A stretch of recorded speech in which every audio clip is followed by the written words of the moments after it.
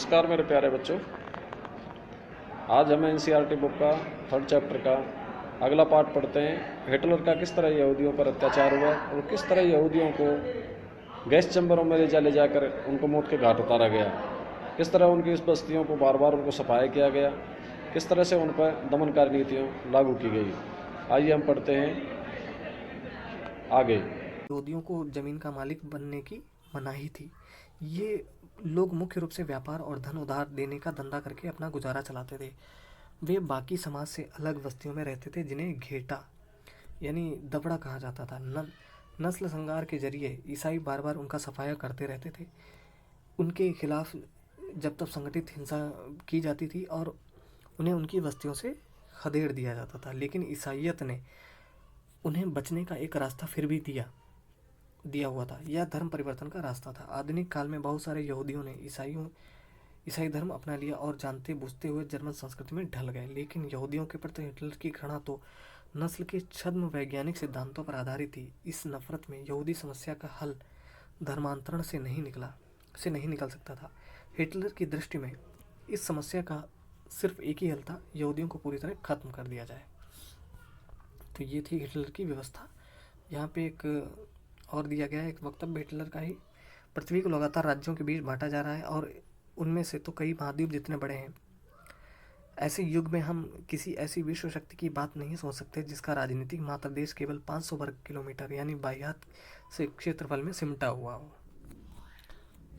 तो ये दिया गया नए शब्द जो हमने पढ़े। जिप्सी का मतलब होता है, जिप्सी के नाम से श्रेणीबद्ध किए गए समूहों की अपनी सामुदायिक पहचान थी। सिंती और रोमा ऐसे ही समुदाय थे। सूदखोर कहते हैं बहुत ज़्यादा ब्याज वसूलने वाले महाजन को, और इस शब्द का प्रायः गाली के रूप में भी प्रयोग किया जाता है। घेटो का मतलब किसी समुदाय के को औरों से अलग थलग करके रखना, उसको कहता है घेटो। अब सन 1933 से 1938 तक नाथियों ने यहूदियों को तरह तरह से आतंकित किया, उन्हें दरिद्र कर आजीविका के साधनों से हीन कर दिया और उन्हें शेष समाज से अलग थलग कर डाला। यहूदी देश छोड़कर जाने लगे। 1939 से 45 के दूसरे दौर में यहूदियों को कुछ खास इलाकों में इकट्ठा करने और अंततः पोलैंड में बनाए गए गैस चैम्बरों में ले जाकर मार देने की रणनीति अपनाई गई। तो बहुत ही बुरा बर्ताव किया गया। अब अगला है नस्ली कल्पना लोक यानी यूटोपिया। युद्ध के साय में नाज़ी अपने कातिलाना नास्लीवाद कल्पना लोक या आदर्श विश्व के निर्माण में लग गए। जनसंहार और युद्ध एक ही सिक्के के दो पहलू बन गए। पराजित पोलैंड को पूरी तरह तहस नहस कर दिया गया। उत्तर पश्चिमी पोलैंड का ज़्यादातर हिस्सा जर्मनी में मिला लिया गया। पोलैंड को लोगों को अपने घर और माल असबाब छोड़कर भागने के लिए मजबूर कर दिया गया ताकि जर्मनी के कब्जे वाले यूरोप में रहने वाले जर्मनों को वहां लाकर बसाया जा सके। इसके बाद पोलैंड वासियों को मवेशियों की तरह खदेड़कर जनरल गवर्नमेंट नामक दूसरे हिस्से में पहुंचा दिया गया। जर्मन साम्राज्य में मौजूद तमाम अवांछित तत्वों को जनरल गवर्नमेंट नामक इसी इलाके में लाकर रखा जाता था। पोलैंड के बुद्धिजीवियों को बड़े पैमाने पर मौत के घाट उतारा गया। यह पूरे पोलैंड के समाज को बौद्धिक और आध्यात्मिक स्तर पर गुलाम बना लेने की चाल थी। आर्य जैसे लगने वाले पोलैंड के बच्चों को उनके माँ बाप से छीनकर जांच के लिए नस्ल विशेषज्ञों के पास दिया गया। अगर वे नस्ली जांच में कामयाब हो जाते थे तो उन्हें जर्मन परिवारों में पाला जाता था। अगर ऐसा नहीं होता था तो उन्हें अनाथाश्रमों में डाल दिया जाता था, जहां उनमें से ज़्यादातर मर जाते थे। जनरल गवर्नमेंट में कुछ विशालतम घेटो और गैस चैम्बर भी थे, इसलिए यहाँ यहूदियों को बड़े पैमाने पर मारा जाता था। ये चित्र है यहूदियों को गैस चैम्बरों तक ले जाने वाली एक मालवाहक गाड़ी, इसी में भर के ले जाते थे। अब है मौत का सिलसिला। थोड़ा सा ही बचा है चैप्टर। तो पहला चरण ये था बहिष्कार का 1933 से 39 का, कि हमारे बीच तुम्हें नागरिकों की तरह रहने का कोई हक नहीं। तो न्यूरमबर्ग नागरिकाधिकार सितंबर 1935, इसमें ये प्रावधान था जर्मन या उससे संबंधित रक्त वाले व्यक्ति ही जर्मन नागरिक होंगे और उन्हें जर्मन साम्राज्य का संरक्षण मिलेगा। दूसरा था यहूदियों और जर्मनों के बीच विवाह पर पाबंदी लग गई थी कि ये दोनों आपस में विवाह नहीं कर सकते। यहूदियों और जर्मनों के बीच विवाहेतर संबंधों को अपराध घोषित कर दिया गया।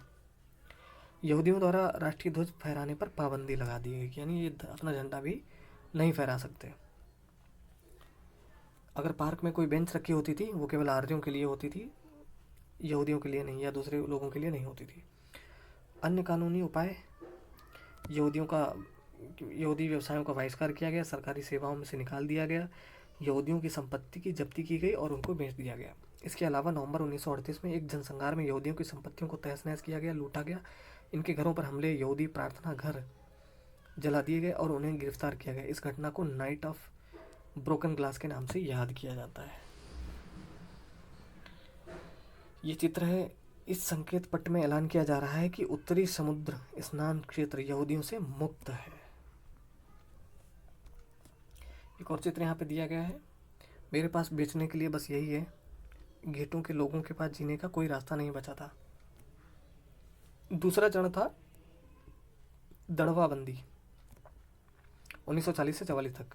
तुम्हें हमारे बीच रहने का कोई हक नहीं है। तो सितंबर 1941 से, ये आप वीडियो पॉज करके पढ़ लो, ठीक है, बहुत लंबा चैप्टर नहीं तो हो जाएगा। उसके बाद तीसरा चरण था सर्वनाश 1941 के बाद तुम्हें जीने का अधिकार नहीं है, ठीक है। भागने की कोशिश, यातना गृह से भागते समय किसी की मौत हो जाती थी। यातना गृह चारों तरफ लगी तारों के करंट से दौड़ता रहता था। गैस चैम्बर के बाहर कपड़ों का ढेर लगा हुआ है। जो लोग मर जाते थे उनके ये कपड़े हैं, ठीक है। ये वीडियो पॉज करके आप पढ़ लीजिए। ये एक यातना गृह बना हुआ है। ये जूते, जो लोग मारे गए उनके जूते हैं कैदियों के। और ये देखो, मैदानों पर भी यातना गृह बनाए गए थे। अब है नाज़ी जर्मनी में युवाओं की स्थिति। तो युवाओं में हिटलर की दिलचस्पी जुनून की हद तक पहुंच चुकी थी। उसका मानना था कि एक शक्तिशाली नाज़ी समाज की स्थापना के लिए बच्चों को नाज़ी विचारधारा की गुट्टी पिलाना बहुत ज़रूरी है। इसके लिए स्कूल के भीतर और बाहर दोनों जगह बच्चों पर पूरा नियंत्रण आवश्यक था। नाज़ीवाद के दौरान स्कूलों में क्या हो रहा था? तमाम स्कूलों में सफाई और शुद्धिकरण की मुहिम चलाई गई। यहूदी या राजनीतिक रूप से अविश्वसनीय दिखाई देने वाले शिक्षकों को पहले नौकरी से हटाया गया और बाद में मौत के घाट उतार दिया गया। बच्चों को अलग अलग बिठाया जाने लगा। जर्मन और यहूदी बच्चे एक साथ न तो बैठ सकते थे और न ही खेल कूद सकते थे। बाद में अवांछित बच्चों को, यानी यहूदियों, जिप्सियों के बच्चों और विकलांग बच्चों को स्कूल से निकाल दिया गया। 40 के दशक में तो उन्हें भी गैस चैम्बरों में झोंक दिया गया। यहाँ पे चित्र दिया गया है, यहूदी विरोधी विषयों को की पढ़ाई को दर्शाता कक्षा का चित्र। ओके। अच्छे जर्मन बच्चों को नाज़ी शिक्षा प्रक्रिया से गुजरना पड़ता था। यह विचारधारात्मक प्रशिक्षण की एक लंबी प्रक्रिया थी। स्कूली पाठ्य पुस्तकों को नए सिरे से लिखा गया। नस्ल के बारे में प्रचारित नाज़ी विचारों को सही ठहराने के लिए नस्ल विज्ञान के नाम से एक नया विषय पाठ्यक्रम में शामिल किया गया। और तो और गणित की कक्षाओं में भी यहूदियों की एक खास छवि गढ़ने की कोशिश की जाती थी। बच्चों को सिखाया गया कि वे वफादार व आज्ञाकारी बने, यहूदियों से नफरत और हिटलर की पूजा करें।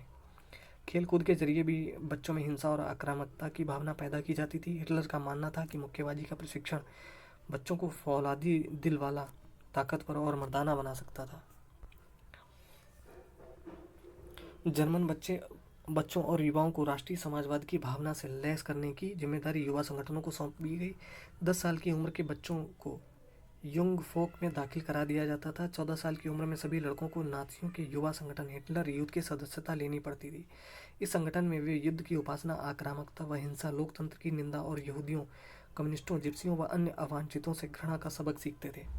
गहन विचारधारात्मक और शारीरिक प्रशिक्षण के बाद लगभग 18 साल की उम्र में वे लेबर सर्विस यानी श्रम सेवा में शामिल हो जाते थे। इसके बाद उन्हें सेना में काम करना पड़ता था और किसी नाज़ी संगठन की सदस्यता लेनी पड़ती थी। युंग फो कहते थे 14 साल से कम उम्र वाले बच्चों के लिए नाज़ी युवा संगठन जो था उसको कहते थे युंग फोक। तो ये स्रोतों में सब विचार लिखे हुए हैं, इनको वीडियो पॉज करके आप पढ़ सकते हो, ठीक है। इसको भी, ये यहूदी बच्चे खड़े हैं बेचारे मासूम, मौत के कारखाने में आते यहूदी बच्चे जिन्हें गैस से मार दिया जाएगा। बड़ी दयनीय स्थिति थी। वांछित बच्चे जिनकी संख्या हिटलर बढ़ाना चाहते थे। कब्जे वाले यूरोप से अधिकृत पोलैंड में बसाने के लिए भेजा जा रहा एक शिशु अपनी माँ के साथ में। तो ये सारी कहानी थी। नाज़ी यूथ लीग का गठन 1922 में हुआ था। 4 साल बाद उसे हिटलर यूथ का नाम दिया गया। 1933 तक आते आते इस संगठन में 12.5 लाख से ज़्यादा बच्चे थे। युवा आंदोलन को नाजीवाद के तहत एकजुट करने के लिए बाकी सभी युवा संगठनों को पहले भंग कर दिया गया और बाद में उन पर प्रतिबंध लगा दिया गया। समझे भैया। अब है मातृत्व की नाजी सोच। नाजी जर्मनी में प्रत्येक बच्चे को बार बार यह बतलाया जाता था कि औरतें बुनियादी तौर पर मर्दों से भिन्न होती हैं। उन्हें समझाया जाता था कि औरत मर्द के लिए समान अधिकारों का संघर्ष गलत है, और मतलब औरत मर्द के लिए समान अधिकारों की बात जो है वो गलत है, ये समझाया जा रहा था। यह समाज को नष्ट कर देगा। इसी आधार पर लड़कों को आक्रामक, मर्दाना और पत्थर दिल होना सिखाया जाता था, जबकि लड़कियों को यह कहा जाता था कि उनका फ़र्ज एक अच्छी माँ बनना और शुद्ध आर्य रक्त वाले बच्चों को जन्म देना और उनका पालन पोषण करना है। नस्ल की शुद्धता बनाए रखने, यहूदियों से दूर रहने, घर संभालने और बच्चों को नाजी मूल्य मान्यताओं की शिक्षा देने का दायित्व उन्हें ही सौंपा गया था। आर्य संस्कृति और नस्ल की ध्वजवाहक वही रहीं। कौन? जो महिलाएं थीं। ये पढ़ लेना आप, यहाँ पे जो लिखा हुआ है वीडियो पॉज करके। 1933 में हिटलर ने कहा था, मेरे राज्य की सबसे महत्वपूर्ण नागरिक माँ है, लेकिन नाजी जर्मनी में सारी माताओं के साथ भी एक जैसा बर्ताव नहीं होता था। जो औरतें नस्ली तौर पर अवांछित बच्चों को जन्म देती थीं उन्हें दंडित किया जाता था, जबकि नस्ली तौर पर वांछित दिखने वाले बच्चों को जन्म देने वाली माताओं को इनाम दिए जाते थे। ऐसी माताओं को अस्पताल में विशेष सुविधाएं दी जाती थीं, दुकानों में उन्हें ज़्यादा छूट मिलती थी और थिएटर व रेलगाड़ी में टिकट उन्हें सस्ते में मिलते थे। हिटलर ने खूब सारे बच्चों को जन्म देने वाली माताओं के लिए वैसे ही तमगे देने का इंतजाम किया था जिस तरह के तमगे सिपाहियों को दिए जाते थे। 4 बच्चे पैदा करने वाली माँ को कांसे का, 6 बच्चे पैदा करने वाली माँ को चांदी का और 8 या उससे ज़्यादा बच्चे पैदा करने वाली माँ को सोने का तमगा दिया जाता था।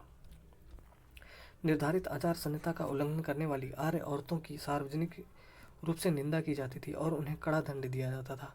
बहुत सारी औरतों को गंजा करके मुंह पर कालिक पोतकर उनके गले में तख्ती लटकाकर पूरे शहर में घुमाया जाता था। उनके गले में लटकी तख्ती पर लिखा होता था, मैंने राष्ट्र के सम्मान को मलिन किया है।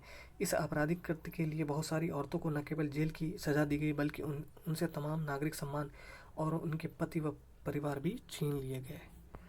यानी बहुत बड़ी क्रूरता ढाई गई थी। प्रचार की कला। नाज़ी शासन ने भाषा और मीडिया का बड़ी होशियारी से इस्तेमाल किया और उसका ज़बरदस्त फ़ायदा उठाया।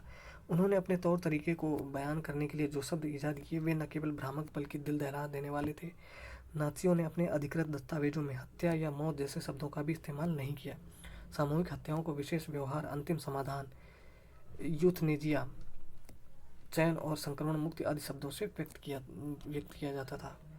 इवैक्यूएशन यानी खाली कराना का आशय था लोगों को गैस चैम्बरों में ले जाना। क्या आपको मालूम है कि गैस चैम्बरों को क्या कहा जाता था?